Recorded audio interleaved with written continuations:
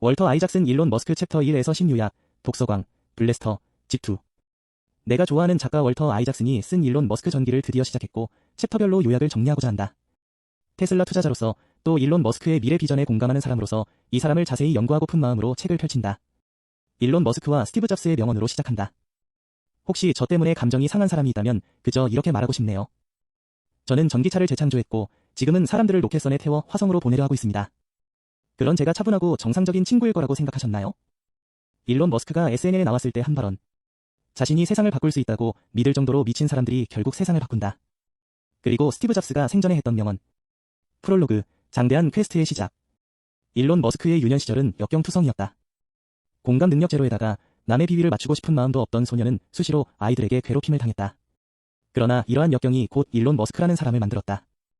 모든 사람은 아버지의 기대에 부응하거나 아버지의 실수를 만회하기 위해 노력한다라는 오바마 전 대통령의 회고록에 나온 문장은 일론 머스크가 아버지로부터 받은 영향을 암시한다.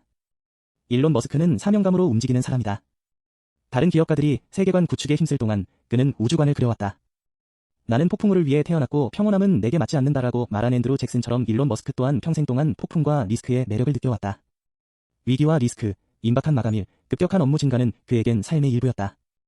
스티브 워즈니악은 이렇게 말했다. 자신이 애플을 운영했다면 스티브 잡스처럼 직원을 함부로 해고하지 않고 모든 사람을 가족처럼 대했을 거라고. 하지만 자신이 애플을 운영했다면 매킨토시를 만들지 못했을 거라고. 스티브 잡스처럼 일론 머스크 또한 양면성이 심한 인물임을 암시한다. 한 장, 모험을 향한 열정. 일론 머스크의 외할아버지와 외할머니, 아버지와 어머니 얘기. 리스크를 즐기는 머스크의 성격은 집안 내력으로 보인다. 그의 외할아버지 조슈아 홀드먼은 평생 동안 모험을 즐겼다. 카우보이, 로데오 공연자, 건설 노동자로 살아가기도 했고 볼룸 댄스를 배우다가 파트너와 결혼을 했으며 심지어 여행 도중 차를 팔고 비행기를 사서 파일럿을 고용해 귀가하는 일도 있었다. 외할아버지는 비행 조종을 즐기다가 사망할 정도로 리스크를 즐겼는데 이런 성격은 일론 머스크의 어머니, 메이에게 고스란히 전해졌다. 메이는 자신의 아버지처럼 모험을 좋아하는 에롤 머스크와 결혼했다. 이 둘의 관계는 메이가 신혼여행 직후 이혼을 고민할 정도로 삐걱거렸지만 메이가 일론 머스크를 임신하게 되면서 관계는 지속된다. 2장, 트라우마, 프리토리아, 1970년대. 학교를 다니면서 친구를 사귀고 싶었지만 방법을 몰랐다. 그 결과 일론 머스크는 매우 외로운 유년 시절을 보냈다. 5살 때 일론은 사촌의 생일 파티에 참석하기 위해 혼자서 2시간을 걸었다. 도로 표지판을 읽을 수 없을 정도로 어렸는데 차에서 본 적이 있어서 경로가 어떻게 생겼는지 대충 알고 있었고 꼭 가고야 말겠다는 마음으로 그냥 걷기 시작했다고. 떡잎부터 달랐던 머스크의 결단력을 보여주는 부분.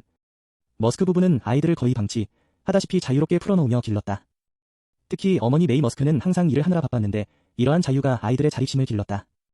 머스크 부부는 일론이 8살 때 이혼했다. 3장, 아버지의 집으로, 프리토리아, 1980년대. 10살 때 아버지 에롤 머스크와 함께 살기로 결정한다. 방치형 아버지 덕분에 일론 머스크와 킴벌 머스크 두 형제는 모험을 하며 어린 시절을 보냈다.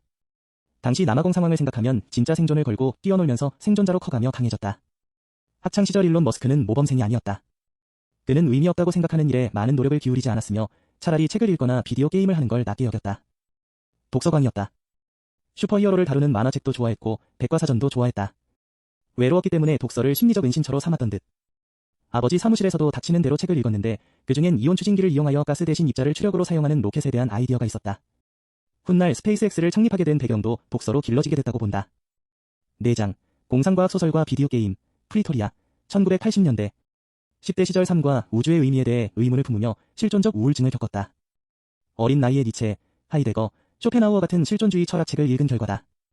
그럼에도 역시 위안과 영감을 찾은 곳은 바로 책, 학교와 지역 도서관에서 공상, 과학 소설을 닥치는 대로 읽었다고 한다.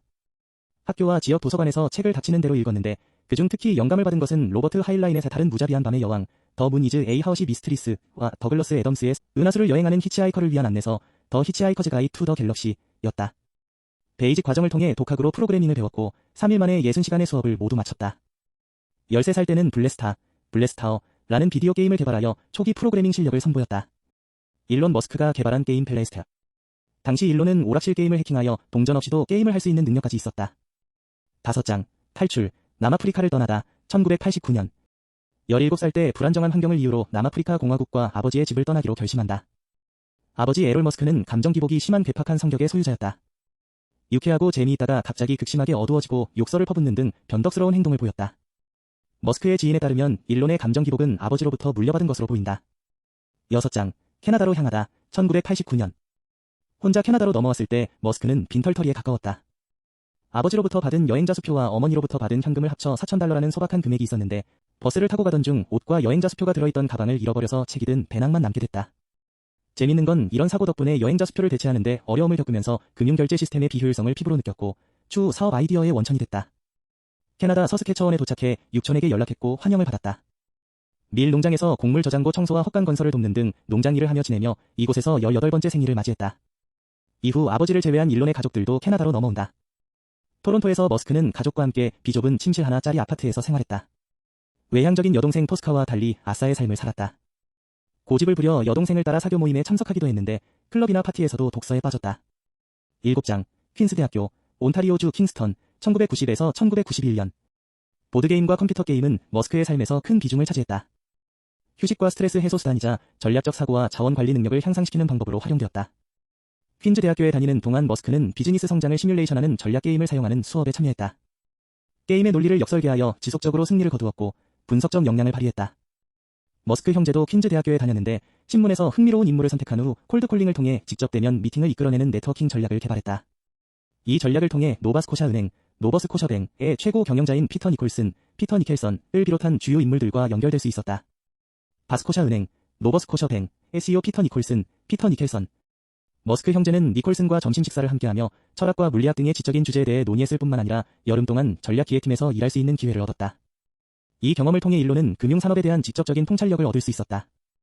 노바스코샤 은행 인턴십은 일론에게 금융업계의 운영에 대한 비판적인 시각을 심어주었고 나중에 엑스닷컴, 페이팔을 만들어 금융결제 산업을 혁신하는 데 기여했다.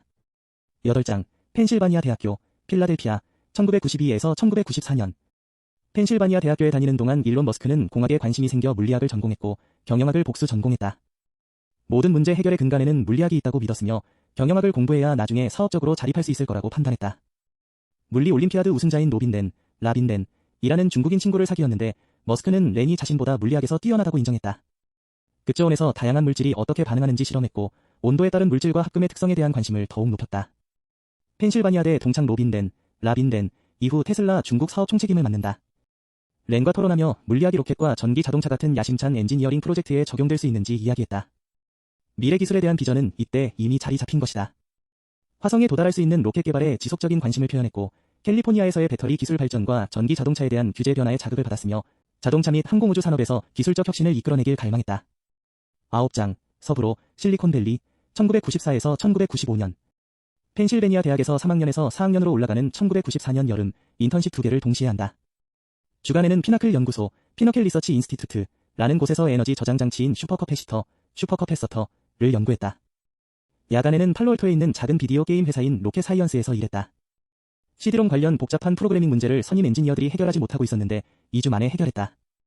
정규직으로 일해달라는 제안을 받았지만 일론 머스크는 게임 산업을 넘어 더 큰 영향력을 행사하고 싶다는 욕구에 이끌려 거절했다. 스탠퍼드에서 박사학위를 딸 것이냐, 인터넷 사업을 할 것이냐를 두고 진로 고민을 했다. 당시는 넷스케이프의 IPO 대박으로 인터넷의 빠른 발전과 상업적 잠재력이 부각되던 시기였다. 노바스코샤 은행 CEO 피터 니콜슨은 일론이 조언을 구하자 기술 역사의 중대한 시기에 기회를 잡으라고 말해줬다. 덕분에 일론은 박사 학위 취득이 명예로울 수는 있지만 기술 발전에는 크게 기여하지 못할 수도 있다고 결론 짓는다. 인터넷, 지속 가능 에너지, 우주여행이 인류에 큰 영향을 미칠 것이라고 믿었기 때문이다. 스탠포드 대학원에 등록은 했지만 곧바로 지도 교수에게 디지털 매핑 및 디렉토리와 관련된 인터넷 스타트업을 시작하려는 의도를 설명한 후 연기 신청을 했다. 사업에 실패하면 학계로 복귀할 가능성을 열어둔 것인데 물론 그럴 일은 없었다. 10장, G2, 펠로알토, 1995에서 1999년. 일론과 킴벌 머스크의 첫 사업 아이템은 G2였다. 온라인 비즈니스 디렉토리와 지도 소프트웨어를 결합하여 전통적인 전화번호부를 디지털화하려는 아이디어였는데 일부 사람들의 회의적인 시각에도 불구하고 형제는 자신들의 컨셉을 밀고 나갔다. G2의 초기 단계는 고난의 연속이었다. 머스크는 팔로알토의 작은 사무실에서 늦은 밤까지 코딩을 하고 쪽잠을 잤다. 시리얼과 패스트푸드를 먹으며 별도 가구 없이 매트리스 위에서 잠을 자는 등 최소한의 자원으로 생활했다. 일론의 어머니 메이 머스크는 그들을 지지했고 첫 번째 VC 투자 제안을 받았을 때는 함께 레스토랑에서 축하해줬다. G2가 성장함에 따라 VC들은 경험이 풍부한 임원을 영입하여 회사를 운영하게 했고 일론은 최고 기술 책임자, CTO 역할을 맡게 되었다. 그리고 이 경험을 통해 일론은 제품 개발에 진정으로 영향을 미치기 위해서는 CEO 자리에 있어야 한다는 것을 깨달았다. 일론 머스크가 세운 첫 회사 G2, 집이 명함. 일론의 경영 스타일은 스파르타식이다. 워라벨 따윈 없었고 팀원들에게도 비슷한 헌신을 기대했다. 이러한 접근 방식은 높은 성과를 이끌어냈지만 팀원들과의 관계는 좋지 않았다. 1999년 G2는 컴팩에 $3억 700만 달러에 매각되었고 일론과 킴벌은 상당한 수익을 얻었다. 일론의 지분은 2200만 달러에 달했고 하루아침에 100만 장자가 됐다. 일론은 고급 자동차를 구매하며 자신이 이룬 부와 성공을 자축했는데 여기서 안주할 성격이 아니었다. 기업가로서의 그의 여정은 이제 막 시작했을 뿐이다. 일론 머스크 챕터 11에서 계속. 2024년 4월 29일 오후 9시 30분 테슬라, TSLA. 주가는 프리마켓에서 12% 이상 상승 중이다. 테슬라가 중국에서 데이터 안전검사를 통과하여 조만간 중국 내에서 완전 자율주행, FSD, 사업을 시작할 수 있을 거라는 기대감 덕분이다.